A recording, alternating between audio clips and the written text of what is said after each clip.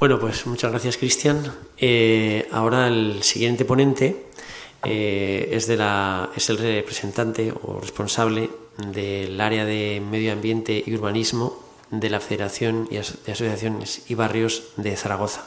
Se llama Juan Carlos Crespo y, bueno, pues va a hablar sobre la rehabilitación desde el punto de vista del usuario.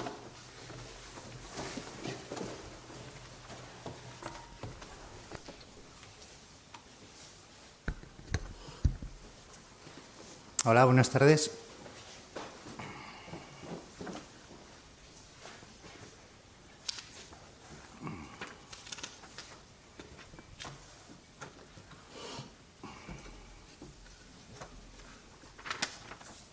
Bueno, en primer lugar, en nombre de la Federación de Barrios, dar el agradecimiento al Colegio Oficial de Arquitectos de Aragón por esta invitación y también hacerlo extensible al Grupo Gama.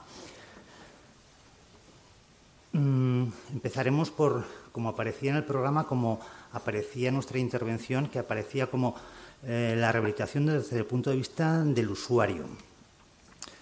Bueno, yo como usuario no plantearé mi intervención como la rehabilitación desde el punto de vista del movimiento vecinal.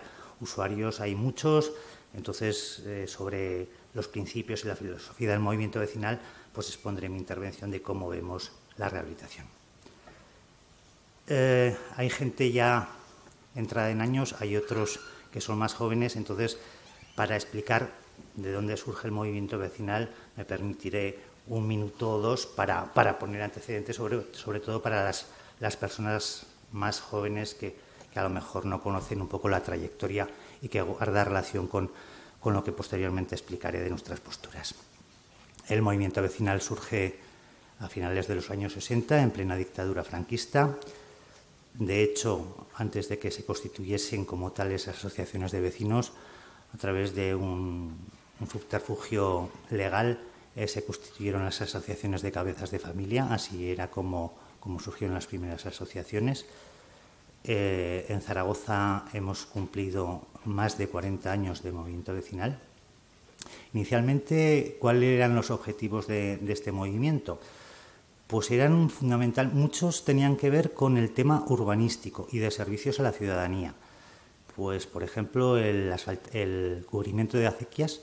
Hubo una gran movilización, creo recordar, en el año 77, porque se ahogó junto a la empresa de la zaragozana un crío, un niño que estaba jugando. Entonces estaban en muchos barrios, los teníamos sin cubrimiento de acequias, asfaltado de calles, falta de alumbrado. Bueno, incluso el movimiento vecinal apoyó en algunos barrios la construcción de viviendas. O sea, algunos barrios de la periferia, pues ahí el movimiento vecinal apoyaba, pues incluso contribuyendo con adobes y levantando viviendas. El movimiento vecinal en estos más de 40 años es un movimiento de largo recorrido, no es de carga de caballería ligera, sino que es más de guerra de trincheras. Entonces los principios con los que nos fundamos se mantienen todavía hoy, desgraciadamente, en vigor. Algunos ejemplos para que veáis cuál ha sido la actuación de la FAD, la Federación de Asociaciones de Barrios de Zaragoza, pues desde la defensa del mercado central, hablando de temas de rehabilitación, que luego haré una referencia un poco más extensa al tema de la defensa del mercado central, hasta que por nuestros barrios no transitaran carros de combate, al desmantelamiento de industrias contaminantes, a la promoción de procesos participativos o incluso hasta la implantación de la primera línea del tranvía y esperemos que de la segunda. Bueno, entremos en el tema de rehabilitación. Normalmente cuando se habla de rehabilitación se piensa en vivienda y es cierto, hay que pensar en vivienda, pero nosotros más que rehabilitación entenderíamos un concepto a lo mejor más oportuno desde nuestro prisma de revitalización, un concepto más amplio, no exclusivamente el concepto de rehabilitación edificatorio, porque entendemos que la vivienda no se encuentra en un páramo, sino que está integrada dentro de un contexto que es la ciudad, que es el barrio. Entonces, desde esa perspectiva lo abordamos. El el concepto de rehabilitación incardinado dentro de la revitalización urbana. Claro, para hablar de rehabilitación y de revitalización tenemos que analizar cuál es la realidad. Si no miramos un poco atrás, si no vemos los orígenes, no podremos aplicar medidas necesarias para superar las situaciones que entendemos que se deben de superar. A lo largo del siglo XX, a partir de principios del siglo XX, de donde surgen las viviendas, aparte en el centro histórico, pues surgen en las proximidades de los centros fabriles y los elementos básicos de comunicación, estaciones ferroviarias principalmente. Esos establecimientos fabriles y esos nudos ferroviarios necesitaban acoger fuerza de trabajo, por tanto se tienen que edificar viviendas para acoger a esos trabajadores. Guarda relación con esa vivienda a lo largo de toda la historia del siglo XX intereses tanto especulativos en materia de suelo como especulativo financieros en la política de vivienda. Luego entraremos un poco en las políticas de vivienda a lo largo del último siglo. Pensemos, por ejemplo, arranca la historia la ley de casas baratas, ¿no? Estamos hablando de los años 10, 20 del siglo pasado. Eso obedecía a una necesidad de suelo. Zaragoza, el centro, estaba congestionado, necesitaban, pero bueno, lo que inicialmente se planteaba con un criterio de ocupar a esa fuerza de trabajo, pues finalmente se malogró. No es cuestión de entrar ahora a las causas, pero se malogró. Ese fue un primer intento. Tras la Guerra Civil aparece la Ley de Viviendas de Protección Oficial del 39 y la Obra Sindical del Hogar. Muchos de ustedes aún tendrán en la retina pues la plaquica de esos conjuntos que nos viene a la memoria, ¿no? Posteriormente, el Plan Nacional de Viviendas del 55 y la constitución del Instituto Nacional de la Vivienda. Pues aquí encontramos viviendas básicamente de tres tipos, ¿no? Las promovidas directamente por las administraciones públicas, las sociedades benéficas muy vinculadas con la Iglesia Católica y luego a las grandes empresas. Pues pensemos, por ejemplo, las casas de Escoriaza de los Tranviarios de las Fuentes, ¿no? Esos serían los tres grandes bloques y yo creo que todos tenemos en mente a qué tipo de viviendas me refiero. Luego surge la ley del 63 y el Plan Nacional de Vivienda del 61 hasta el 76, los Actures. Bueno, los Actures, voy a un recorrido rápido y sucinto para entrar en otros temas, ¿no? Y posteriormente ya, a partir de la transición, pues bueno, los modelos de liberalización de mercado, de reforma fiscal, el boom financiero, lo que todos conocemos. Básicamente, a lo largo de este siglo XX, ¿cuál ha sido el régimen de la vivienda? Ha sido, contrariamente a lo que ocurría en países mucho más desarrollados que el nuestro, en régimen de propiedad. Y se desterró precisamente el régimen de alquiler. Eso es uno de los temas importantes a tener en cuenta a la hora del concepto de rehabilitación y de las políticas a seguir, tanto de vivienda, de rehabilitación como de regeneración urbana.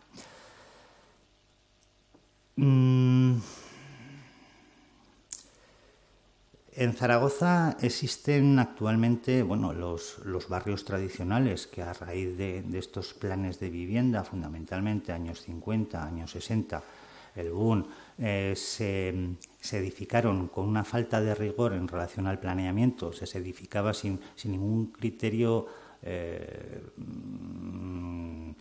riguroso en relación al planeamiento de la ciudad, teniendo una visión de ciudad, de ordenación.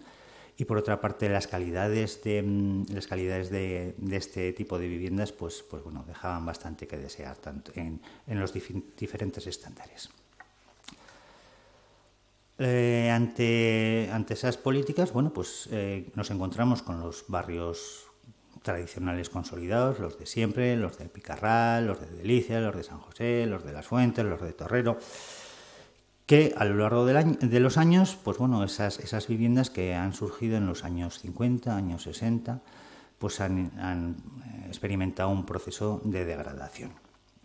Las administraciones públicas, fundamentalmente a partir de la creación de una empresa pública por parte del ayuntamiento, como es Zaragoza Vivienda, ha desarrollado diferentes actividades, como posteriormente explicará con más detalle y rigurosidad Juan, arquitecto de dicha sociedad. Por eso no me voy a detener en este aspecto tampoco. ¿Cómo solventamos los temas para rehabilitar esas... Ahora estoy hablando exclusivamente de vivienda, para rehabilitar esas edificaciones que se quedan obsoletas. Yo veo una serie de problemas. Por una parte, esas rehabilitaciones, si no existe financiación pública, difícilmente se podrán rehabilitar. Y en los tiempos de crisis, pues parece que no es lo más previsible. Existe la financiación a través de los planes nacionales, con los convenios con las comunidades autónomas y posteriormente incluso medidas desde el ámbito municipal. Si no existen esas partidas, corre el riesgo de que se lleve a cabo la rehabilitación.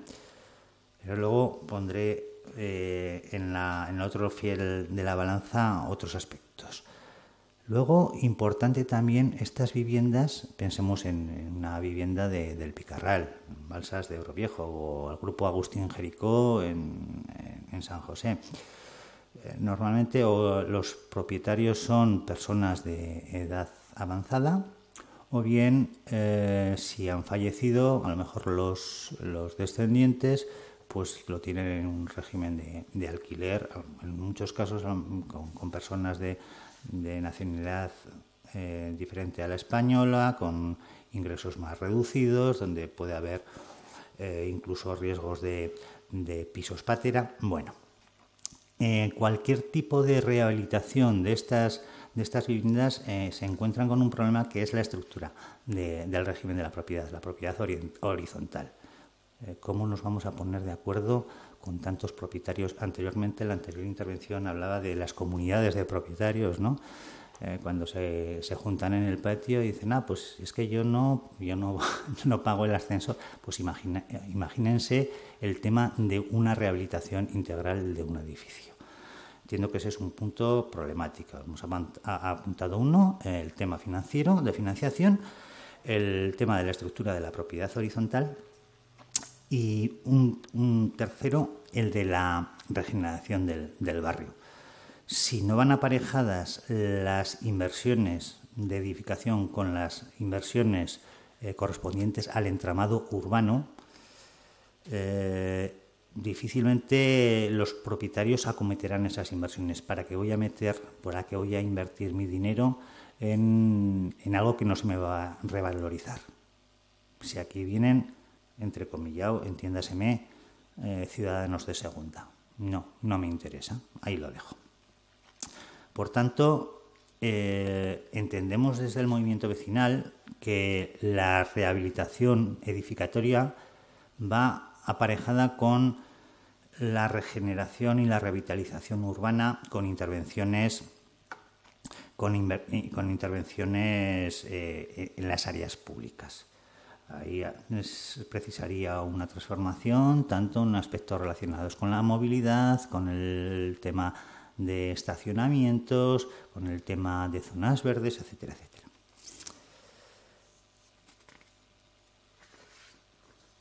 Hay un tema, al hilo de los problemas que veía, creo recordar, me parece que fue, si me equivoco me corregirá posteriormente Juan, salía publicado en el boletín oficial de la provincia, los ARUS, la posibilidad de que determinados conjuntos se acogiesen a ayudas. Y bueno, pues yo creo, por lo menos lo hablo a nivel de determinados barrios que conozco en mayor profundidad, pues que los propietarios pues que no estaban animados a acogerse a este tipo de ayudas, fundamentalmente, bueno, pues porque es costoso, se necesitan redacción de proyectos, y luego la dificultad, aparte de la dificultad financiera, pues la dificultad de ponerse en entendimiento los distintos comuneros. Y pasemos a un ejemplo. Por eso decía yo que entendíamos que no solamente hay que hablar de rehabilitación de vivienda, sino un concepto más amplio. Antes he citado el mercado central. El mercado central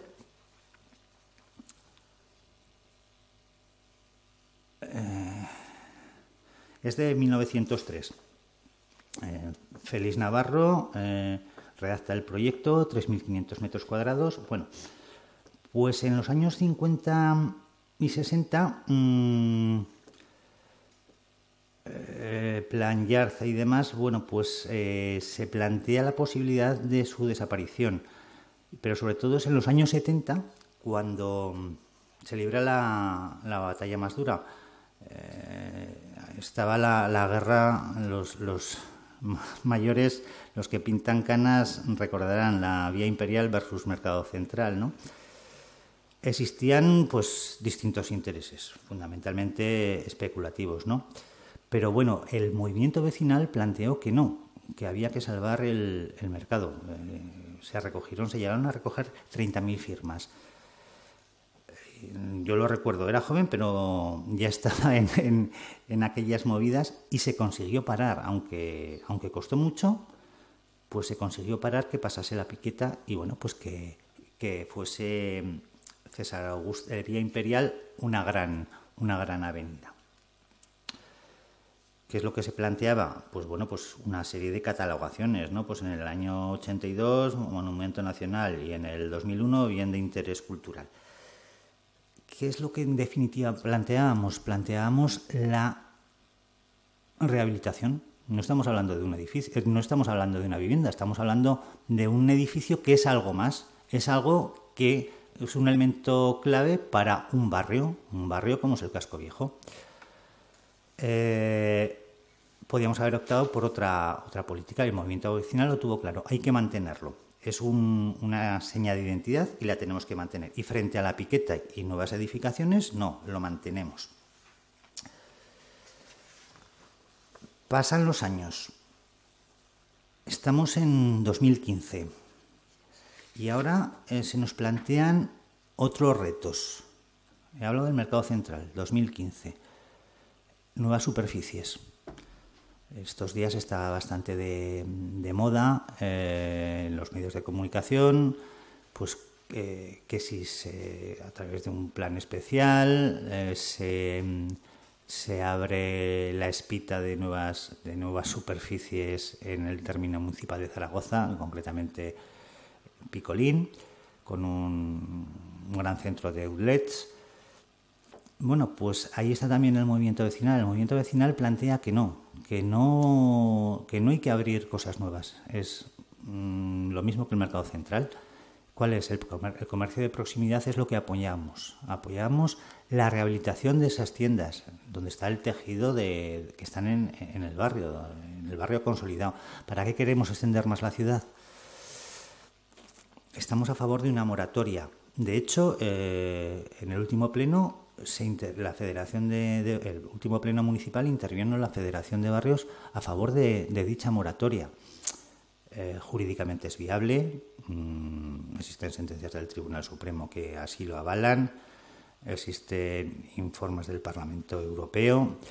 ¿En qué sentido? En decir que lo que tenemos que hacer es ir hacia la sostenibilidad, una sostenibilidad económica, social y medioambiental, y que es preferible rehabilitar y regenerar que no levantar nuevos desarrollos urbanísticos, nuevos centros comerciales, etcétera, etcétera.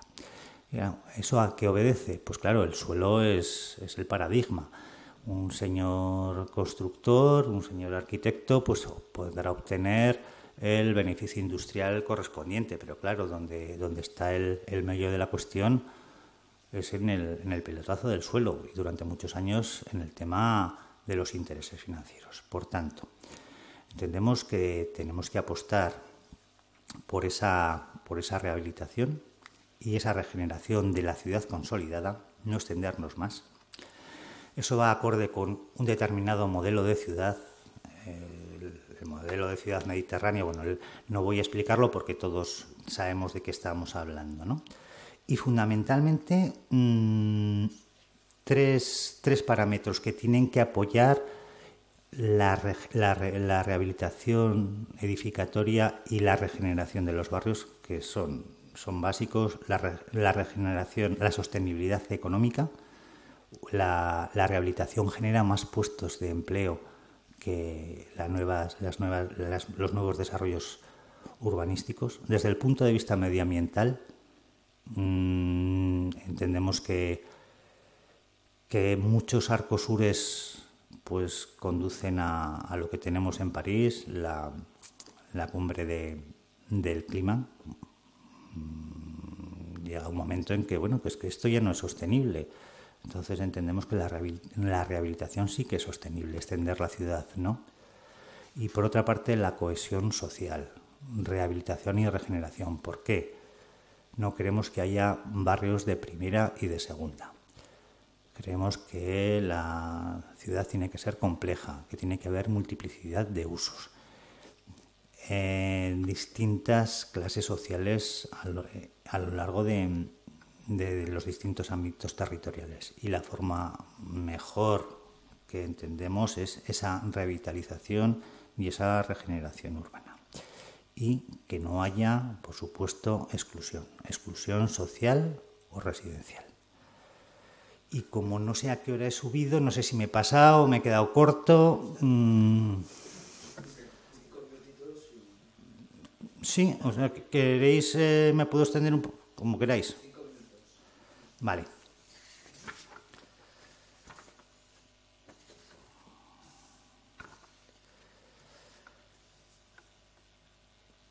Voy a entrar un poco más para que veáis el tema de rehabilitación, ¿no?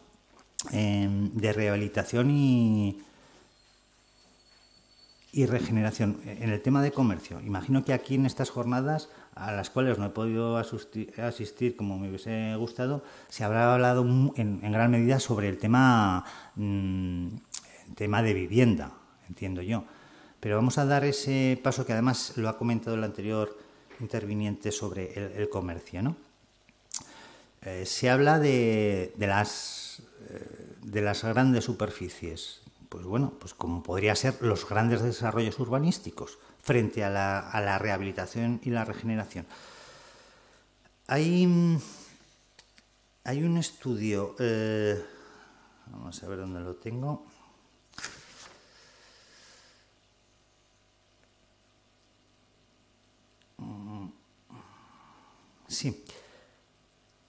Sí, un estudio hablaba, era de Walmart, que es la multinacional más importante del sector de la distribución.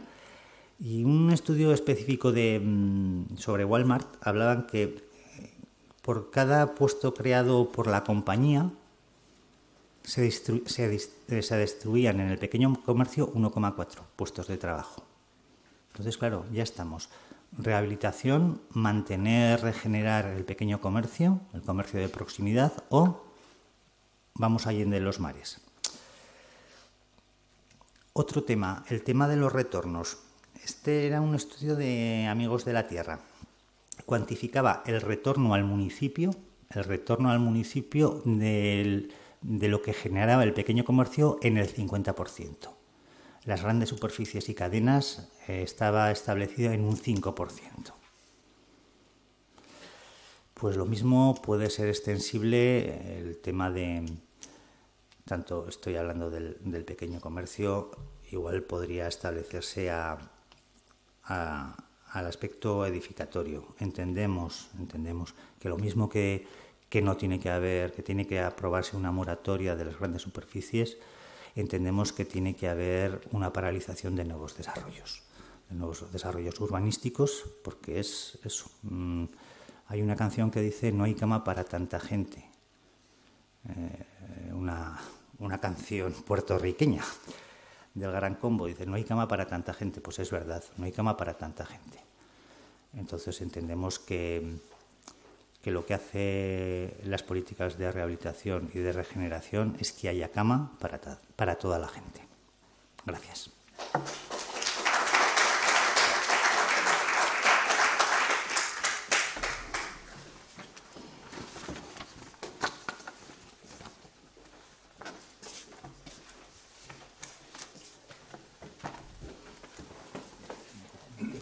Sí.